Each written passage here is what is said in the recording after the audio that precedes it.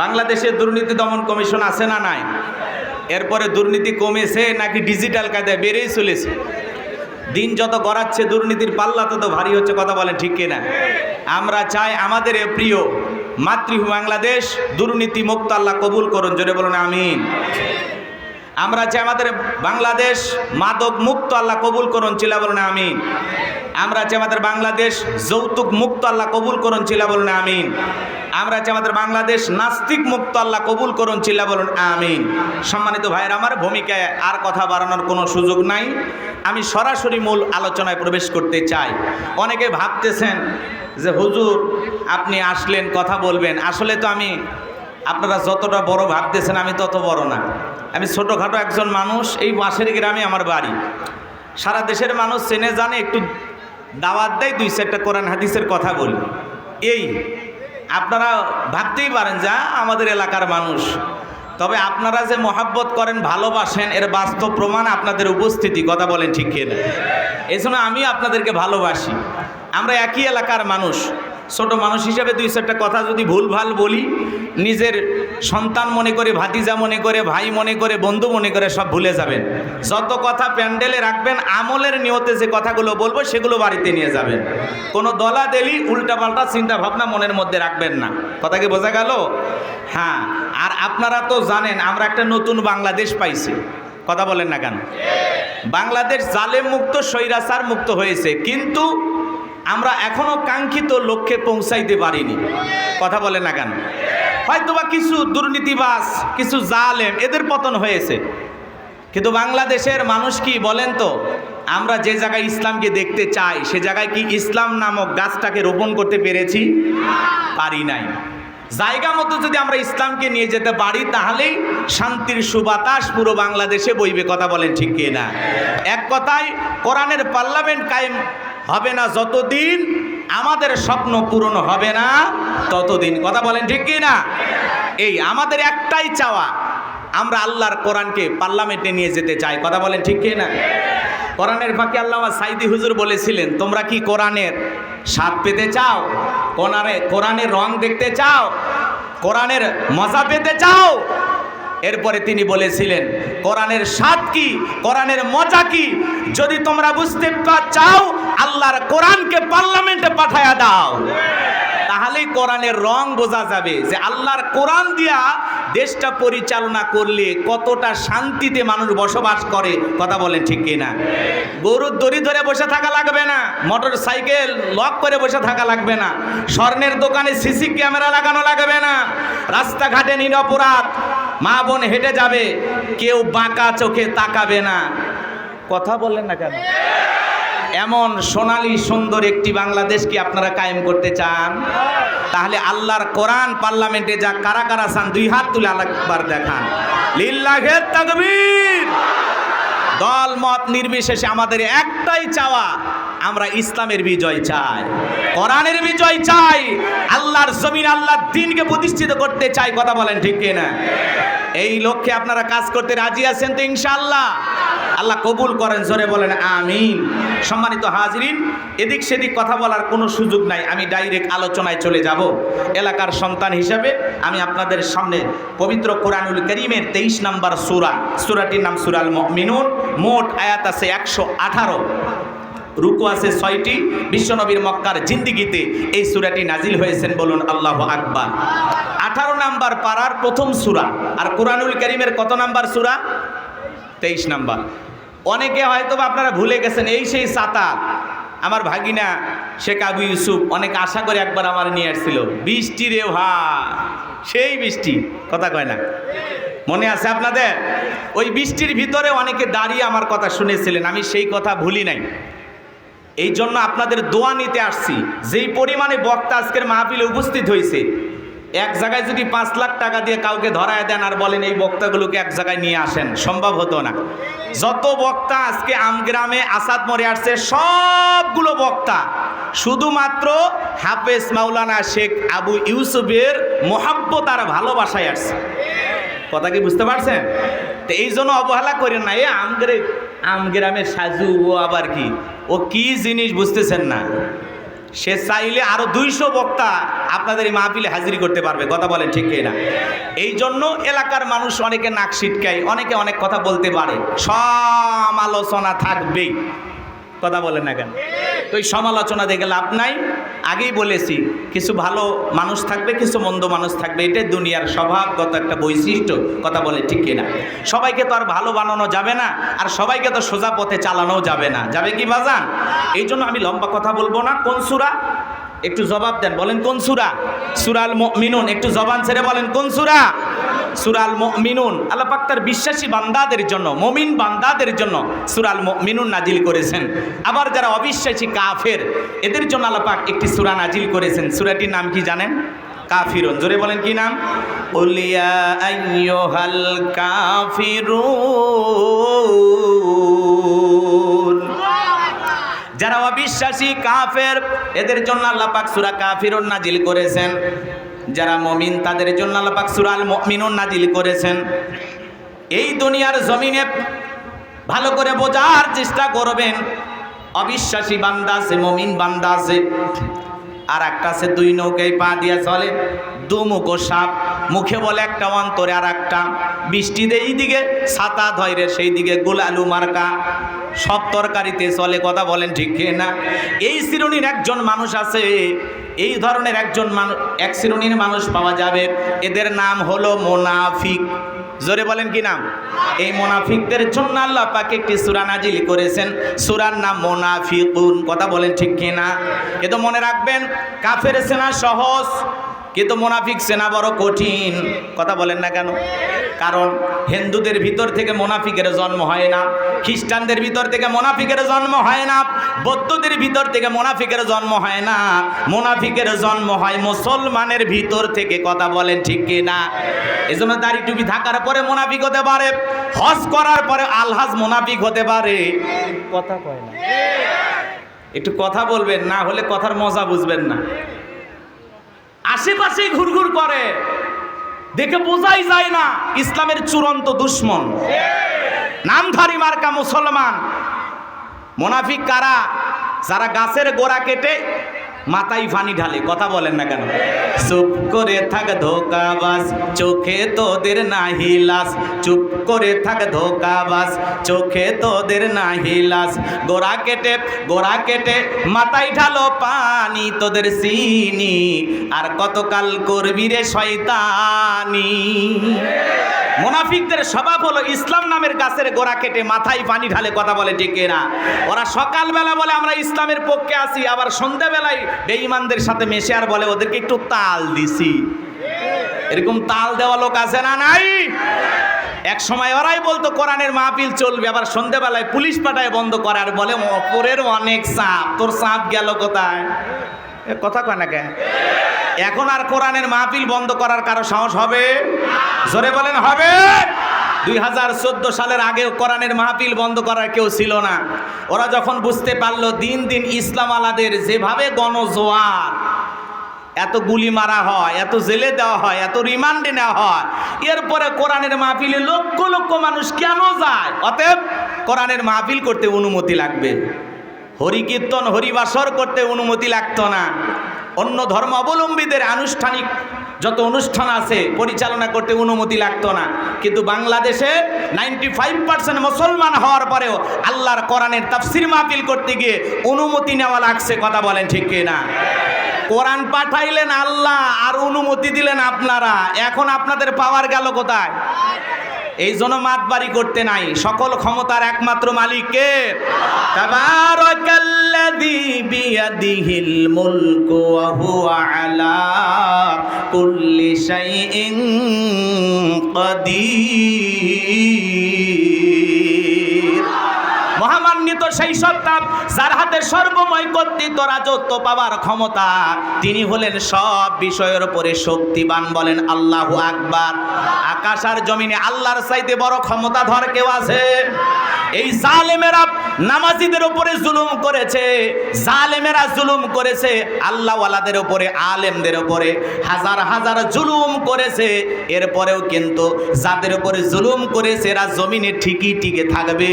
যে সমস্ত জালেমেরা জুলুম করেছে ওরা এখন পালানোর জন্য গর্তও খুঁজে পাচ্ছে না। কথা বলেন ঠিক না? মাঝে মাঝে দুই একজন পাবলিক পায় আর গণধোলাই দিয়া সাইজ করে সেনাবাহিনীর হাতে তুলে দেয়। এই জন্য জুলুম করতে নাই। সামনের দিকে যায়, আলোচনা আস্তে আস্তে বুঝবেন। খুব বেশি সময় আমি পাবো না, আজকে বক্তা বেশি, বোঝেন নাই? তারপরে এলাকার মানুষ দুই চারটা কথা বলার জন্য আসছি। বিরক্ত হচ্ছেন আপনারা? মন খারাপ করেন? এখনো কি উল্টাপাল্টা মনোভাব আছে নাকি? উল্টাপাল্টা চিন্তা ভাবনা বাদ দেন, দিলটা পরিষ্কার করেন। কথা কি বোঝেন নাই? বাবার শাসন দেখেছেন, স্বামীর শাসন দেখেছেন, চাচার শাসন দেখেছেন, আপার শাসন দেখেছেন, ভাবির শাসন দেখেছেন। আল্লাহর কোরআনটা দিয়া দেশটা কেমন চলে দেখতে মনে চায় না? ও গাইবান্ধার মুসলমানেরা, দেখতে মনে চায় না? তার কার মনে চাই? দুই হাত তুলে মালিককে দেখাইয়া দেন।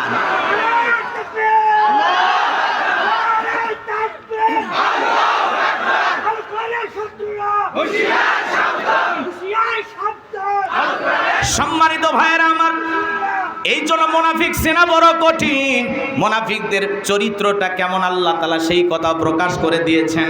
কিন্তু আজকে আমি মুনাফিকদেরকে নিয়ে আলোচনা করব না, আমি কাফেরদেরকে নিয়ে আলোচনা করব না, আমি আলোচনা করব আল্লাহর ভিআইপি মুমিন বান্দাদেরকে নিয়ে। বলেন আল্লাহু আকবার।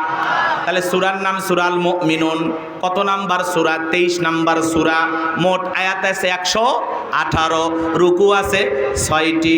বিশ্বনবীর মক্কার জিন্দেগিতে এই সূরাটি নাজিল হয়েছেন। রাসূল আকরাম সাল্লাল্লাহু আলাইহি সাল্লামের জীবনের দুইটা পর্ব, একটা মাক্কি আর একটা মাদানী। মক্কায় অবস্থানকালে যত সূরা নাজিল হয়েছে এই সূরাগুলোকে মাক্কি সূরা বলা হয়। হিজরতের পরে যত সূরা নাজিল হয়েছে এগুলোকে মাদানী সূরা বলা হয়। বলেন আল্লাহু আকবার। কথা কি ক্লিয়ার? বুঝতেছেন? কষ্ট হচ্ছে না তো বাজান? তাহলে সূরার নাম বলেন তো কি নাম? হ্যাঁ, ওয়াজ শোনার পরে কালকে যদি আসাদ মরে কেউ জিজ্ঞাসা করে, এ পশ্চিম বানিহালির বাউস্তার চিনির বেটা গোলাম রব্বানি বলে ওয়াজ করছে, কোন সূরা? মনে থাকবে না? কথা কয় না। সূরার নাম কি? সূরাল মুমিনুন। মনে রাখা লাগবে, ভুলে গেলে চলবে না। এই যে ভাই আগেই বলছে যে প্যান্ডেলে কথা রেখে গেলে হবে না, বাড়ি পর্যন্ত নিয়ে যাওয়া লাগবে। সূরার নাম কি? সূরাল মুমিনুন। মনে থাকবে তো ইনশাআল্লাহ? চলুন জবান ছেড়ে সবাই আমার সাথে তিলাওয়াত করুন। আউযু বিল্লাহি মিনাশ শাইতানির রাজীম। বিসমিল্লাহির রাহমানির রহিম।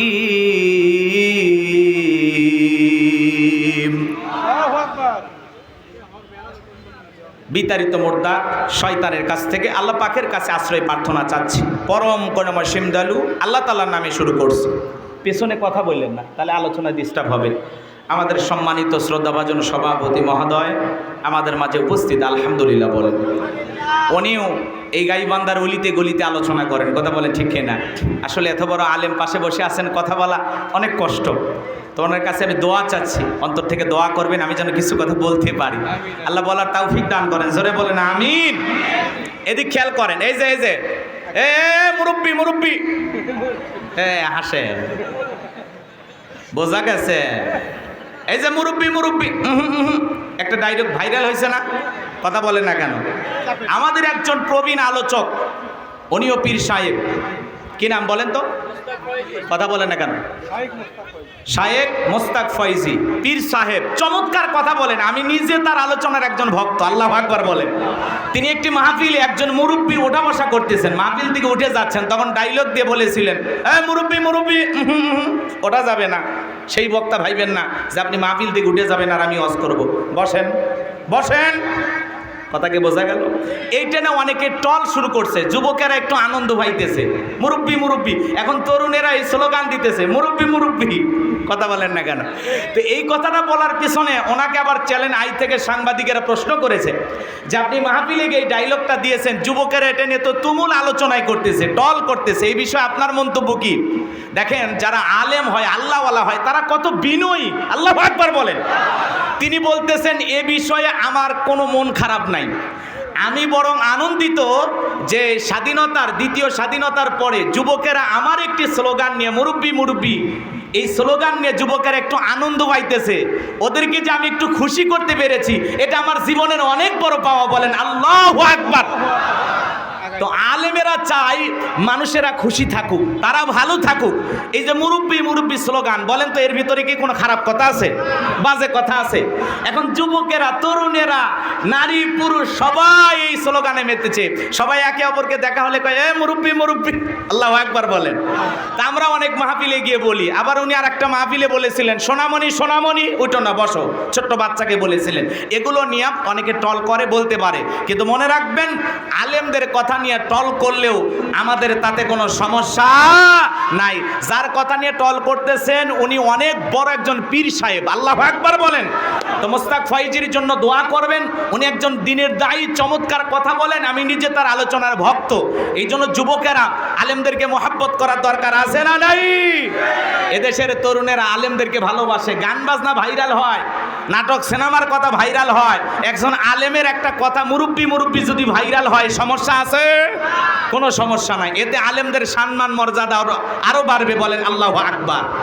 সম্মানিত ভাইয়েরা আমার, ভূমিকায় এদিক সেদিক দেওয়ার কোনো সুযোগ নাই, লম্বা হবে লম্বা করার কোনো সুযোগ নাই। বারবার আমার ভাইটা বলতেছে হুজুর চেপে আসতে বলেন। যারা স্বেচ্ছাসেবক আছে, আপনাদের বিশাল একটা নাম দেখলাম, শিক্ষা সেবা উন্নয়ন সংস্থার উদ্যোগে আজকের মাহফিল। তাহলে সেই সমস্ত তরুণ যুবকদেরই কথা বলবেন, আমাকে বলে আর কষ্ট দেবেন না। আপনারা একটু চেপে চেপে বসবেন, সুন্দরভাবে বসার পরিবেশ তৈরি করে দেবেন। লোকজন যেভাবে আসতেছে আজকের মাথায় জায়গা হবে না ইনশাআল্লাহ। লিল্লাহি তাকবীর। তাহলে যুবকেরা আলেমদেরকে মহব্বত করে, শায়েখ মুস্তাক ফয়েজিকে মহব্বত করে, এজন্য তার কথা নিয়ে যুবকেরা আনন্দ করতেছে। সেই সমস্ত বড় আলেমেরা কখনো মন খারাপ করে না, তিনি আরো হাসতে হাসতে বলতেছেন আমার কথা নিয়ে যুবকেরা যদি একটু আনন্দ পায়, মজা পায়, এটাই আমার সার্থকতা। আমরা তো এটাই চাই যে যুবকেরা আমাদের কথা নিয়ে আলোচনা করুক। বলেন আল্লাহু আকবার। এই জন্য প্রিয় শায়েখের জন্য আমরা দোয়া করব, আল্লাহ পাক যেন তার কণ্ঠকে দ্বীনের জন্য কবুল করেন। জোরে বলেন আমিন। আর একটু জোরে বলেন আমিন। সম্মানিত ভাইয়েরা আমার, আমি আপনাদের সামনে পবিত্র কুরআনুল কারীমের 23 নম্বর সূরা সূরাল মুমিনুন থেকে আলোচনা করব। যে কোনো আয়াত বা সূরার তাফসীর করতে হলে কোন প্রেক্ষাপটে কোন সময় আল্লাহ তাআলা এই সূরাটি নাজিল করেছেন, সেই নাজিলের প্রেক্ষাপট জানার দরকার আছে না নাই? আরবিতে বলা হয় শানে নজুল। যদি শানে নজুল আলোচনা করা হয় তাহলে তাফসীর বুঝতে সহজ হয়। জোরে বলেন আল্লাহু আকবার। তাহলে কোন সময় কোন প্রেক্ষাপটে রাসূল আকরাম সাল্লাল্লাহু আলাইহি সাল্লামের উপরে আল্লাহ পাক সূরাল মুমিনুন নাজিল করেছেন, একটু নাজিলের প্রেক্ষাপট জানার দরকার আছে না নাই? ভালো করে বোঝার চেষ্টা করবেন। বিশ্বনবীর প্রিয় সাহাবী হযরত ওমর ফারুক রাদিয়াল্লাহু তাআলা বলতেছেন, আমি মৌমাছির গুনগুন আওয়াজ শুনলাম, বনবন আওয়াজ শুনলাম, ডানে তাকাই মৌমাছি নাই, বামে তাকাই মৌমাছি নাই। বিশ্বনবীর চেহারা মোবারকের দিকে তাকায় দেখি নবীজি ফিসফিস করে কি যেন তেলাওয়াত করতেছেন। হযরত ওমর ফারুক ডেকে বলেন, আমার বোঝার বাকি রইল না, আসমান থেকে নবীজির উপরে কোরআনুল কারীম নাজিল হচ্ছে, আর বিশ্বনবী কোরআনুল কারীম রিসিভ করতে ব্যস্ত। বলেন আল্লাহু আকবার। তাহলে মৌমাছির বনবন বনবন আওয়াজ হলে কোরআনুল কারীম নাজিল হয়। দপ্তরি ছুটির ঘন্টাই বাড়ি মারে টনটন আওয়াজ হলে কোরআনুল কারীম নাজিল হয়। নবীজি যখন ঘোড়ার উপরে থাকতেন ওই সময় যদি কোরআনুল কারীম নাজিল হইতো, ওহির ভারে ঘোড়ার পাগুলো বালুর ভিতরে ডুবে যেত। বলেন আল্লাহু আকবার।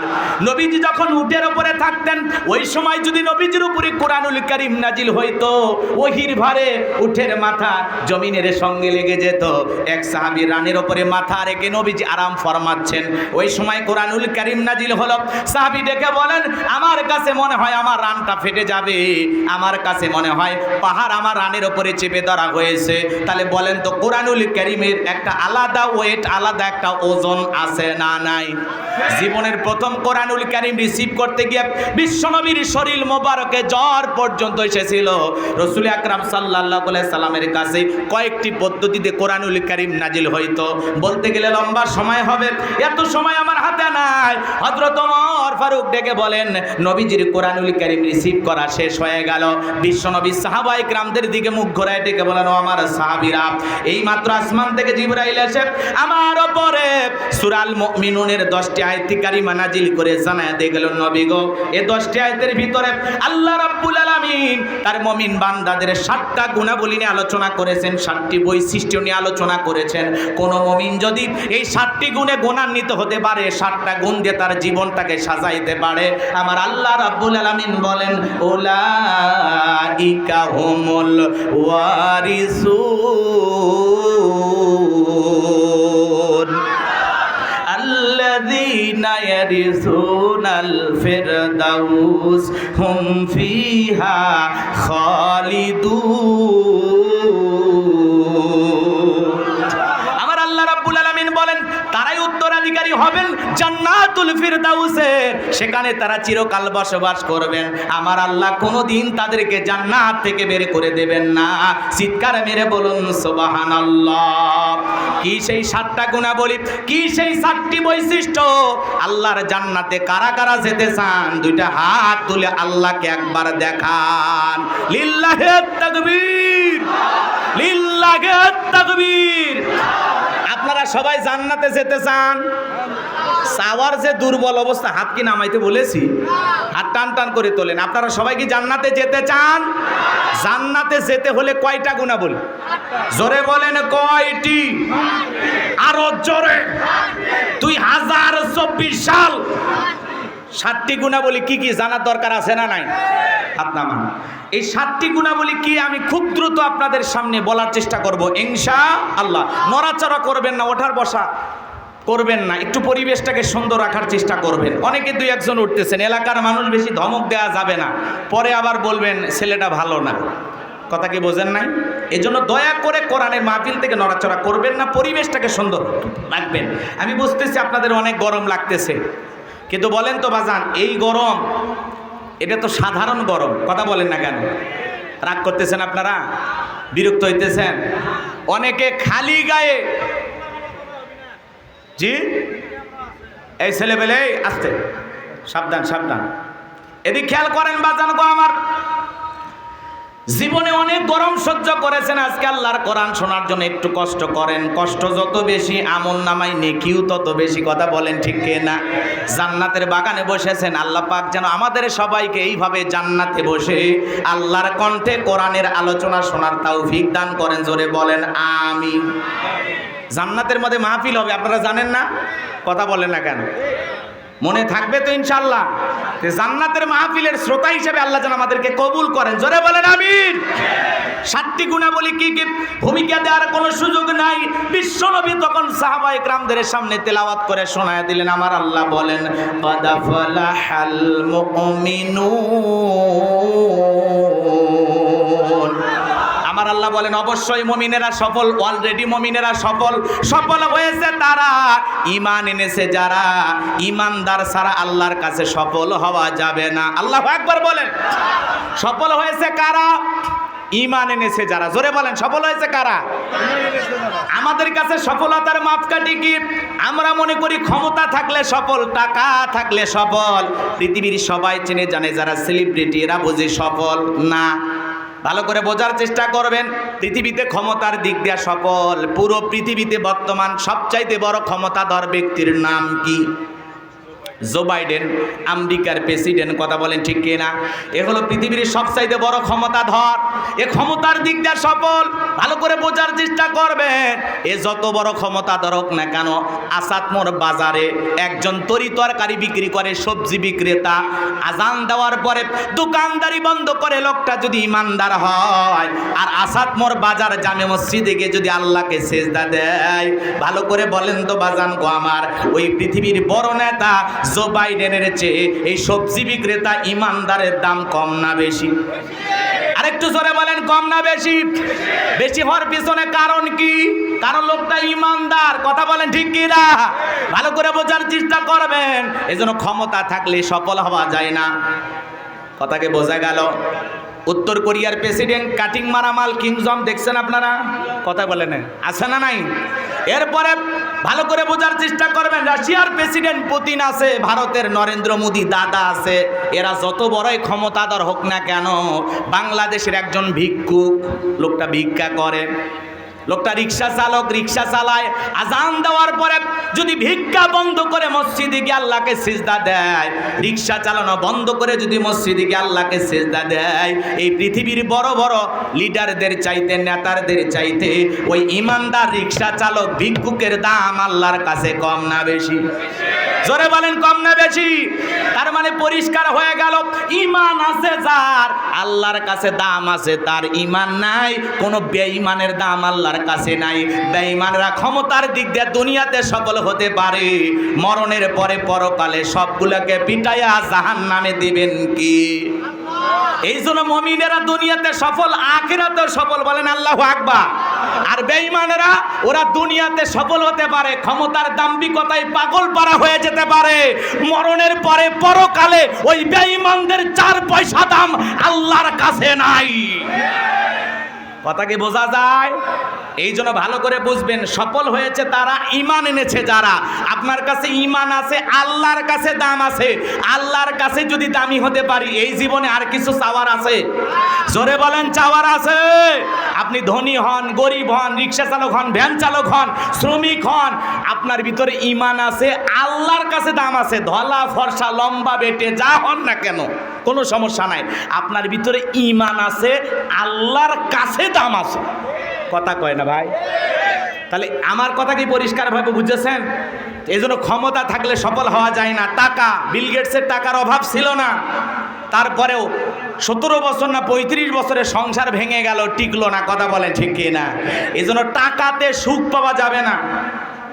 পৃথিবীর শ্রেষ্ঠ শ্রেষ্ঠ ধনী এরা টাকার দিক দিয়ে সফল হতে পারে, আল্লাহর কাছে এদের কোনো দাম। এছাড়াও সেলিব্রিটি যারা আছে, ক্রিকেটার, নায়ক, ফুটবলার, আছে না নাই? এ জোরে বলেন আছে না নাই? আছে। অনেক বড় বড় নায়ক গায়কের নাম আপনারা জানেন, এদিক সেদিক হয়ে যাবে, আমি অত কথা বলতে চাই না। সংক্ষিপ্ত কথা এতটুকু বলতে চাই, ক্ষমতার দিক দিয়ে ওরা সফল হতে পারে, টাকার দিক দিয়ে সফল হতে পারে, যশ খ্যাতি থাকতে পারে, সেলিব্রিটি থাকতে পারে, হিরো আলমের মতো সবাই চিনতে পারে। কথাকে বোঝেন নাই? কিন্তু এদিক খেয়াল করেন, আল্লাহর কাছে কেবলমাত্র সফল হয়েছে তারা, ঈমান এনেছে যারা। আল্লাহু আকবার বলেন। তাহলে আমি বলবো সফল হয়েছে কারা, আপনারা বলবেন ঈমান এনেছে যারা। বলতে পারবেন না? বলেন সফল হয়েছে কারা? সফল হয়েছে কারা? আল্লাহর কাছে দামি বান্দা কারা? ঈমানদার বান্দা যারা। আল্লাহর কাছে দামি বান্দা কারা? তাহলে আমরা সবাই ঈমানদার নাকি সন্দেহ আছে?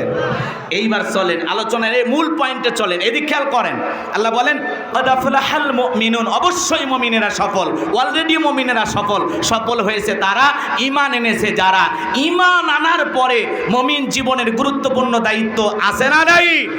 এদিক খেয়াল করেন, একজন অমুসলিম জোহরের নামাজের পূর্বে যদি ঈমান গ্রহণ করে, ওই ব্যক্তির উপরে জোহরের সালাত আদায় করা কি? আরেকটু আসতে বলেন। একজন ব্যক্তি আসরের নামাজের পূর্বে অমুসলিম ঈমান গ্রহণ করেছে, তাহলে ওই ব্যক্তির উপরে সালাত আদায় করা কি?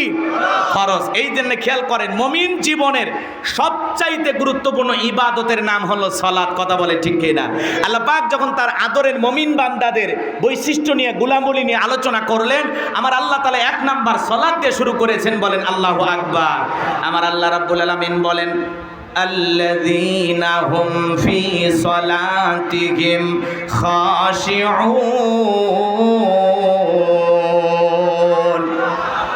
আমার আল্লাহ রাব্বুল আলামিন বলেন মুমিন বান্দার 1 নাম্বার গুণাবলী, যারা নিজেদের সালাত বিনয়ের সহিত, নম্রতার সহিত আল্লাহ তাআলার ভয় নিয়ে আদায় করে। গভীর মনোযোগ দিয়ে কথাগুলো বোঝার চেষ্টা করবেন। আল্লাযীনা হুম ফি সালাতিহিম খাশিউন, যারা নিজেদের সালাত বিনয়ের সহিত, নম্রতার সহিত, খুশু খুশু ভাব নিয়ে আদায় করে। তাফসীর ইবনে কাসির থেকে বলছি, তাফসীর কারকেরা আয়াতের ব্যাখ্যায় লিখেছেন, ভালো করে বোঝার চেষ্টা করবেন। নামাজের ভিতরে এমন মনোযোগ আনা লাগবে, মনের ভিতরে কোনো সুচিন্তা, কুচিন্তা, দুশ্চিন্তা রাখা যাবে না। মনের ভিতরে দুনিয়াবি কোনো টেনশন, চিন্তা ভাবনা রাখা যাবে না। আপনি আমি যখন সালাত আদায় করার জন্য মসজিদের ভিতরে প্রবেশ করব, অন্তরের মধ্যে একমাত্র ভয় থাকতে হবে কার?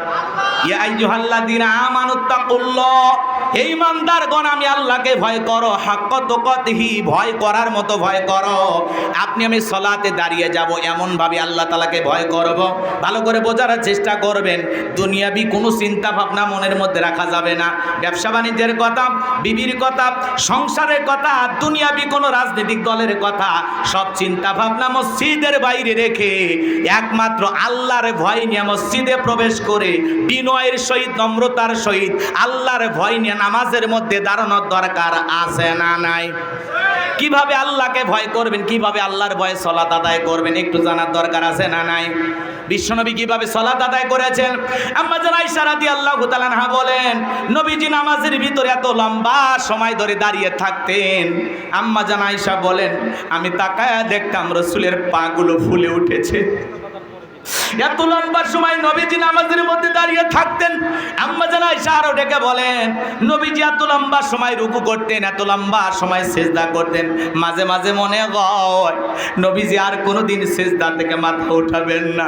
আম্মা জান আয়েশা বলেন, একদিন রাতের বেলায় দেখি নবীজি সিজদা দিয়ে এত কান্না করেছেন, কাঁদতে কাঁদতে নামাজের জায়গাটা ভিজে গেছে। নবীজি সিজদা থেকে মাথা উঠাইলেন। আম্মা জান আয়েশা ডেকে বলেন, নবী গো এত কান্না কেন করেছেন, কি হয়েছে আপনার?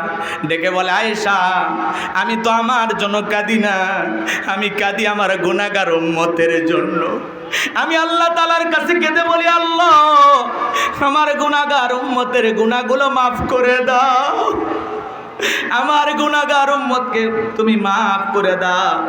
আমি আল্লাহ তাআলার কাছে আমার উম্মতের জন্য দোয়া করি, আমার আল্লাহ পাক যেন আমার উম্মতকে জাহান্নামের আগুনে না পোড়ায়। নবীজি ভালো করে বোঝার চেষ্টা করবেন, যেই নবী আপনার আমার জন্য সিজদায় কাঁদতে কাঁদতে আল্লাহর কাছে আপনার আমার গুনাহ মাফের আশায় দোয়া করেন, তাহলে আমরা যে গুনাহগার, আমরা যে মূল ভিকটিম, মূল আসামি, মূল অপরাধী, আমাদেরও সিজদায় গিয়ে নিজেদের অপরাধের জন্য, গুনাহের জন্য আল্লাহর কাছে কান্না করার দরকার আছে না নাই? যেই নবীর জীবনে কোনো গুনাহ নাই, সেই নবী দিনের মধ্যে 70 থেকে 100 বার ইস্তেগফার পড়তেন, তওবা পড়তেন, আল্লাহু আকবার বলেন। আর আপনার আমার জীবন গুনাহ দিয়া ভরপুর, এত গুনাহ করেছি, তাকাইলেই দেখি গুনার গুনাহ। কথা বলেন ঠিক কি না? তাহলে আমরা যে এত গুনাহ করেছি, বলেন তো বাজান, সিজদার মাধ্যমে আমাদের গুনাহ মাফ চাওয়ার দরকার আছে না নাই? জোরে বলেন, দরকার আছে না নাই? সিজদা দিয়ে চোখের পানি ছেড়ে আল্লাহর কাছে কান্না করার দরকার আছে না নাই? ভালো করে বোঝার চেষ্টা করবেন, গভীর রাতে যারা সালাত আদায় করে, শুধুমাত্র 5 ওয়াক্ত সালাত আদায় করলে হবে না। 5 ওয়াক্ত সালাত এইটা তো ডিউটি, এটা তো রবের বাধ্যতামূলক ওয়ার্ডার, পালন করতেই হবে। কথা বলে না কেন? 5 ওয়াক্ত সালাত আদায় করা নফল না ফরজ? আমগ্রামে কি নফল না ফরজ? 5 ওয়াক্ত সালাত এটা তো আদায় করাই লাগবে। পাশাপাশি গভীর রাতের 1টা, 2টা, 3টার দিকে উইটা তাহাজ্জুদের সালাতে যাই নামাজে দাঁড়ায় যেতে হবে। নামাজের মতো আদায় করা লাগবে। বাজান গো আমার, দুনিয়ার ব্যবসা বাণিজ্যের কারণে, দুনিয়ার কাজকর্মের কারণে সঠিকভাবে আমরা দিনের বেলায় সময় দিতে পারি না, পরিপূর্ণভাবে সালাত আদায় করতে পারি না। এই জন্য রাতের 1টা, 2টা, 3টার দিকে উইঠা বিবির ভালোবাসা ত্যাগ কইরাম, সন্তানদের মহাব্বত ত্যাগ কইরাম, গভীর রাত্রে ওইটা ঠান্ডা পানি দিয়া ওযুটা বানায়া নিরালা নিবৃত্তিতে যাই নামাজে দাঁড়ায় গেলেন। আপনি শুধু একা সালাত আদায় করতেছেন, আপনি ইবাদত করতেছেন, আর আসমান থেকে আপনাকে দেখতেছেন তিনি কে? আরেকটু জোরে বলেন তো কে? এই গভীর রাতে যারা নিরালাই সালাত আদায় করে, নিরালা নিবৃত্তিতে আল্লাহকে ডাকেন, বাজান গো আমার, এই নামাজ হলো প্রকৃত নামাজ। এই নামাজের মাধ্যমে যারা যত বেশি সময় দিতে পারবে, যত বেশি ইবাদতে মনোযোগী হতে পারবে, এই মানুষগুলো জীবনে কোনোদিন বিফল হবে না। তাহাজ্জুদের সালাতে যারা আল্লাহর সাথে সম্পর্কটা গভীর করতে পেরেছে, তাহাজ্জুদ আদায় করে যারা নিরালা নিশিত আল্লাহর সাথে প্রেম করতে পেরেছে, সিজদার মাধ্যমে, রুকুর মাধ্যমে, ইবাদতের মাধ্যমে যারা আল্লাহর সাথে প্রেম করতে পেরেছে, এদের জীবনে কোনো ব্যর্থতা নাই, এদের জীবনে সফলতা। সফলতা বলেন আল্লাহু আকবার। আল্লাহর এই গোলামেরা চাইতে দেরি, আল্লাহ দিতে দেরি করবে না, বলেন আল্লাহু আকবার। এই জন্য 5 ওয়াক্ত সালাত এটা তো আদায় করাই লাগবে, পাশাপাশি রাত্রি জাগরণ করে ইবাদত করতে হবে কার? তবে এদিকে খেয়াল করেন, যুবকেরা রাত্রি জাগরণ করে তবে ইবাদত কইরা না, ইউটিউব ইন্টারনেট ঘাটাঘাইরি করে, ইমো মেসেঞ্জারে বান্ধবীর সাথে কথা বলে না কেন? সারা রাত ইমো মেসেঞ্জারে চ্যাটিং করে বান্ধবীর সাথে, হ্যালো জান, খাইছো, কি করো? আমার তো ঘুম আসে না। কেন? কয় তুমি কাছে নাই, কথা কয় না। তারপরে বান্ধবীকে জিজ্ঞাসা করে কয়বার খাইছো, নিজের মা খাইছে কিনা, আব্বা খাইছে কিনা, ওই যুবক খবর নেয় না। কিন্তু বান্ধবী যদি না খায় বলে তুমি তো শুকিয়ে যাবে। কি দরদ, কথা কন নাকি আপনারা? জিজ্ঞাসা করে বারবার, তুমি খাইছো? তুমি না খাইলে আমি খাবো না। বাথরুমের সিপাই যা কথা কয়, ছাদের উপরে যা কথা কয়, ধান খেতে এসে মশার কামড় খায়, মশা মারে আর গল্প করে, কথা কর না কেন? বান্ধবী ওই পার থেকে বলে কারে থাপড়াইলা? কই সেই কথা বললো না, তোমার সাথে কথা বলতেছি আর মশা আমারে কামড় মারতেছে, এই জন্য মাঝে মাঝে একটু মশারে সাইজ করতেছি। ওই পার থেকে মেয়েটা আবেগ আর ভালোবাসা নিয়ে বলে, ইস যদি তোমার পাশে থাকতাম, মশারে কি রক্ত খাইতে দিতাম, আমি তোমারে আদর করে কয়েল জ্বালায় দিতাম। কথা কন ঠিক কিনা? ও তো মশার চাইতে বেশি রক্ত খাবে বাড়িতে আসলে, কথা কন ঠিক কিনা? এজন্য যুবকেরা সারা রাত্রি ইমো মেসেঞ্জারে বান্ধবীর সাথে চ্যাটিং করে, কথা বলে, বান্ধবী খাইছে কিনা খোঁজ খবর নাই, কোন কালারে 3 পিস পরে ঘুমাইছে প্রতিদিন খোঁজ খবর নাই। এরকম যুবক আছে না নাই? সারা রাত বান্ধবীর সাথে কথা বইলা ফজরের আজান হয় যখন, ওই হাইব্রিড যুবক ঘুমাইতে যায় তখন ফজরের নামাজও পড়ে। আছে না এরকম যুবক? এরকম যুবক আছে না নাই? কেমন করে ঘুমাও তুমি, ওরে গোবিন্দাগঞ্জের যুবক, কেমন করে ঘুমাও তুমি ফজর করে কাজা? এমন তো হতে পারে ও তোমার জহরে জানাজা, এমন তো হতে পারে ও তোমার জহরে জানাজা। কথা বলে ঠিক কিনা? তাহলে যুবক পাগল হইও না, পাগল হইও না, সততা নিয়ে চলো। বউ কয়টা লাগবে? বইয়ের অভাব আছে? এ কথা বলেন, বইয়ের অভাব আছে? পাগল ছেলে কোথাকার, নিজের মোবাইলে টাকা নষ্ট করিয়া প্রেম করতেছ, একটু অপেক্ষা করো। 60টি গুণা বলি, এর মধ্যে 4 নাম্বার খালি যুবক আর যুবতীর ওয়াজ, একটু অপেক্ষা করেন, পরে সাইজ করতেছি। কষ্ট হচ্ছে আপনাদের? একটা তাকবীর দেন, লিল্লাহি তাকবীর। তাহলে রাত্রি জাগরণ করে ইবাদত করব কার? সিজদা দিয়ে চোখের পানি ছেড়ে দিয়ে আল্লাহ তাআলার কাছে কেঁদে কেঁদে দোয়া করব, রব্বানা সরিফান্না আযাবা জাহান্নাম ইন্না আযাবাহা কানা গরাম। হে আমাদের রব, আমাদেরকে ওই কঠিন ভয়ঙ্কর জাহান্নামের আগুন থেকে আমাদের মুক্তি দাও। ওই জাহান্নামের আযাব শাস্তি আমরা সহ্য করতে পারবো না। ওই জাহান্নামের আগুন থেকে আল্লাহ তাআলার কাছে দোয়া প্রার্থনা করতে হবে। বাজান গো, ওই জাহান্নাম বড় কঠিন জায়গা, ওই জাহান্নাম সুখের জায়গা না, ওইটা হলো যন্ত্রণার কারখানা। আল্লাহ রাব্বুল আলামিন বলেন, ইন্না জাহান্নামা কানাত মিরসাদা লিত্তাগিনা মাআবা লাবিসিনা ফিহা আহকাবা লা ইয়াযুকুনা ফিহা বারদাও ওয়ালা শারাবা ইল্লা হামিমাও ওয়া গাসসাকা। জোরে বলেন আল্লাহু আকবার। আল্লাহ রাব্বুল আলামিন বলেন ইন্না জাহান্নামা কানাত মিরসাদা, নিশ্চয়ই জাহান্নাম ওত পেতে রয়েছে।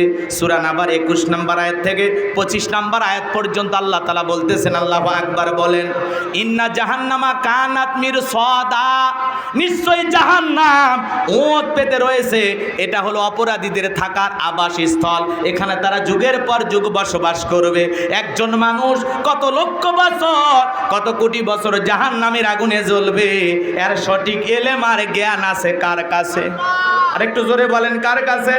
ওই জাহান্নামের আগুনে মানুষগুলো জ্বলবে, পুড়বে, হাজার হাজার বছর জোরে জাহান্নামের আগুনে জ্বলতে জ্বলতে পুড়তে পুড়তে জাহান্নামের দারোগা ফেরেশতা নাম হলো মালিক, তাকে চিৎকার মেরে ডেকে ডেকে বলবে, ও মালিক ফেরেশতা, আমাদের যন্ত্রণা কমায় দাও, আমরা আর সহ্য করতে পারি না। কাঁদতে কাঁদতে হাজার হাজার বছর কেটে যাবে।